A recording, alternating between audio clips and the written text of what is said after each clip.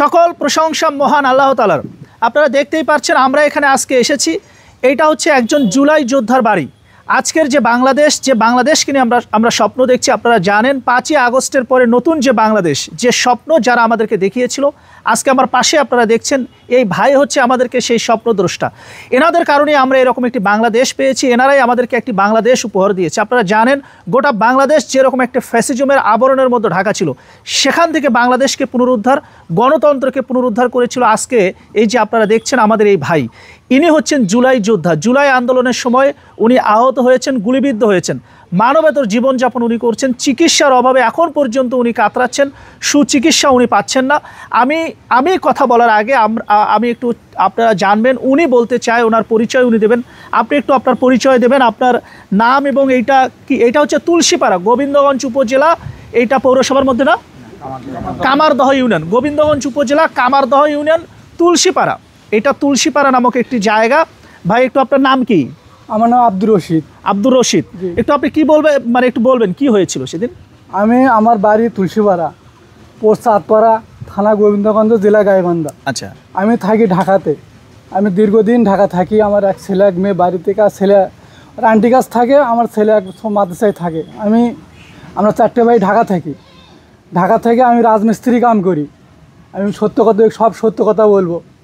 রাজমিস্ত্রি কাম করে 5টার দিকে আসার পর আমার বড় ভাইয়েরা আমাকে ফোন দেওয়ার পরে তো ওখানে কী হয়েছে, তো ওখানে আমি গেলাম। 5টার পরে গেলাম, যা দেখি আমার বড় ভাইয়েরা ওখানে প্রায় 500-700 লোক, প্রায় হাজার লোক আমরা মিছিলে যাই। কয় তারিখ ছিল এটা? তারিখ ছিল 18 তারিখে। 18 তারিখ, জুলাই 18 তারিখে। আচ্ছা, তারপরে মিছিলে যাওয়ার পর আমার সামনে থেকে এক দল আসে, পিছন থেকে এক দল আসে। ওখানে পাল্টা ধাওয়া পর বড় একটা তোমার দুর্ঘটনা ঘটে। ওখানে দুর্ঘটনা আমার আরও অনেক বড় ভাইকে গুলি লাগে, তারপরে বুলেট লাগে আমাকে। এখানে আপনি এই যে এই পায়ে আমার গুলি লাগে, এদিক দিয়ে ঢুকে চলে যায় বুলেট আমার শরীরে। দেখেন এই যে শরীরে বিভিন্ন জায়গায় এখন পর্যন্ত বুলেটের যে চিহ্নগুলো আপনারা দেখতেই পাচ্ছেন, একেবারে বুলেটের বিভিন্ন জায়গায় ওনার, এবং পায়ের যে অবস্থাটা হয়েছে এইটা বড়।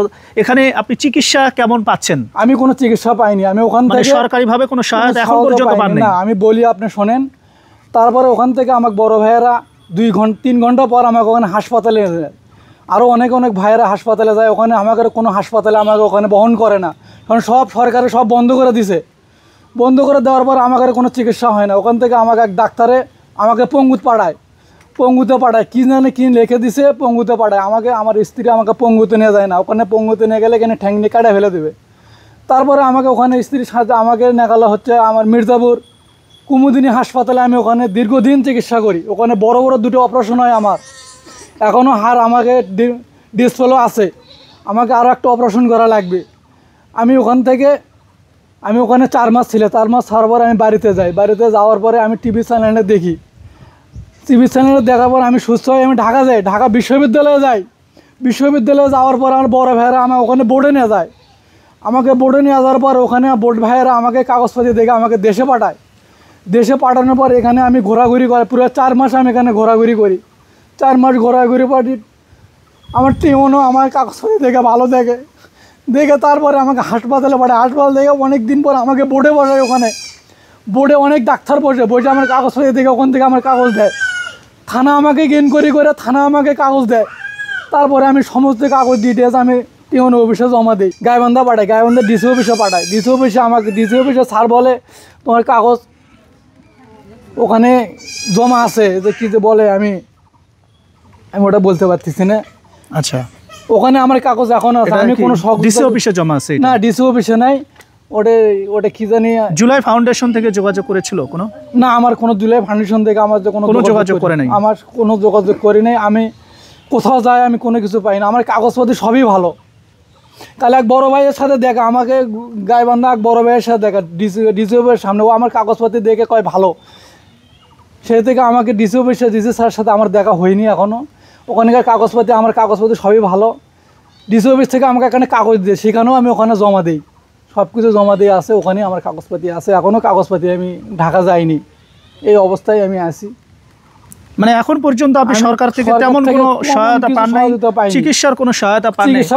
আপনারা শুনতেই পারলেন, উনি নিজ মুখেই সব কথা বললেন, ওনার ডিটেলস যা হয়েছিল 18 তারিখ জুলাই 18 সেদিন ওনার সাথে যা ঘটেছিল।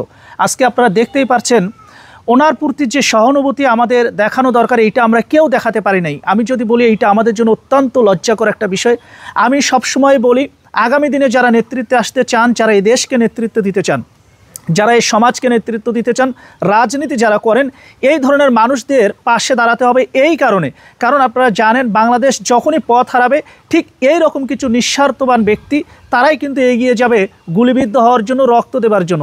যার কারণে দেখা যায় এরকম নতুন বাংলাদেশ বারবারই যখনই পথ হারাবে, গণতন্ত্রকে যখনই মানুষ হত্যা করতে চাবে, যখনই স্বৈরাচারের উত্থান হবে, তখনই এইরকম মানুষের উৎপত্তি হবে এবং আমাদেরকে দেখা যাবে রক্ষা করবে। তাই আমার মনে হয় এই ধরনের মানুষদের পাশে দাঁড়াতে হবে। রাজনীতিবিদ যারা আছেন, যে দলই করেন না কেন, যারা আজকে বাংলাদেশে মুক্তভাবে রাজনীতি করছেন, মুক্তভাবে কথা বলছেন, সাংবিধানিক যে অধিকারগুলো আমাদের সেগুলো উপভোগ করতে পারছেন, আমার মনে হয় এই ধরনের ভাইদের পাশে দাঁড়াতে হবে। জুলাই যোদ্ধা আপনাদের এলাকায় যারাই রয়েছে তাদের পাশে আপনি দাঁড়াবেন। আপনার ফোন নাম্বারটা একটু বলবেন। 01749089538। এটা কি বিকাশ নাম্বার? এটা বিকাশ নাম্বার। আচ্ছা, আপনারা শুনলেন যে ওনার বিকাশ নাম্বারটা, মোবাইল নাম্বারটা, যদি পারেন আপনাদের জায়গা থেকে, সক্ষমতার মধ্য থেকে যদি আপনারা মনে করেন যে এই জুলাই যোদ্ধা, এই ভাইয়ের পাশে দাঁড়ানো দরকার, তাহলে আপনারা দাঁড়াবেন। আপনাদের জায়গা থেকে যতটুকু পারেন আপনারা দাঁড়াবেন। আমার মনে হয় যে আপনাদের সহযোগিতা আমাদের সকলের প্রচেষ্টায় আজকে আমার এই যে ভাইকে যে অবস্থা আপনারা দেখতে পাচ্ছেন, উনি চিকিৎসা পাবে, উনি সুস্থ হতে পারবে, স্বাভাবিকভাবে এই আলো বাতাসে উনি ঘুরতে পারবে।